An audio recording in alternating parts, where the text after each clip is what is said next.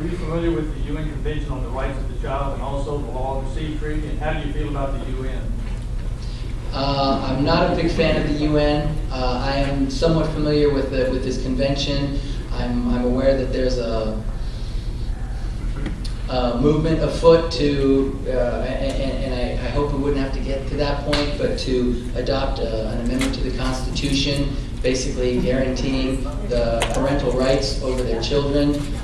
Like I said, I would hope it wouldn't get to that point, but if we need to, I would support such a thing. The UN Convention on the Rights of the Child. Are you familiar with that at all? No more than what I've just explained. No. But I'd be happy to have you explain it to me. Well, it really doesn't fall under the purview of the House, but the Senate is going to be before the Senate to be ratified. Anything that comes from the UN, I'm highly suspicious of. I'm opposed to anything that could end up infringing upon the sovereignty of the United States, and I think a lot of those efforts come out of the UN or those types of organizations, and so I'm highly suspicious of those sorts of bodies. Ultimately, I'd love to see us out of the UN. Quite frankly, I think it's really that simple.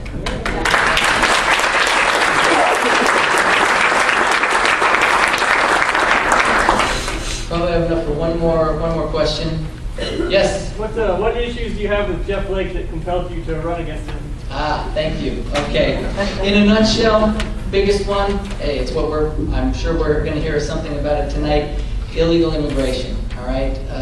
Jeff Flake sponsored in 2007 the STRIVE Act. It was a comprehensive immigration reform act that included, among other things, amnesty, pay a little fine, a little slap on the wrist, boom, you're legal. I'm opposed to that. I do not think that is consistent with the rule of law, with a nation that is governed by laws.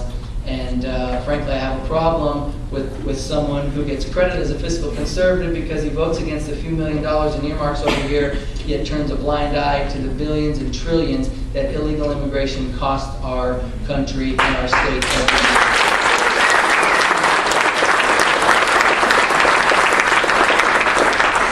Major one, and there's more, but the second major one I need to mention is with regards to global warming. Okay, many of you may be aware that our congressman missed the vote last year in the House of Representatives on cap and trade.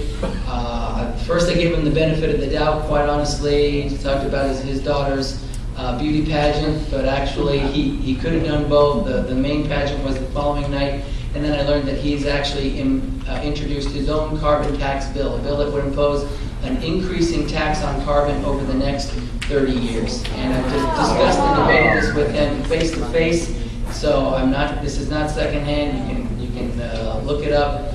And he frankly has bought into the idea that carbon dioxide is a pollutant that must be reduced, regulated, and taxed. And I think that's a very dangerous idea, built on science that is questionable at best, and B, I think it opens the door wide open for Big Brother, the federal government, to come in and start regulating even more aspects of our daily lives and telling us how long we can keep our lights on and how many miles we can drive our cars and how long we can keep our AC on, and it's just a nightmare.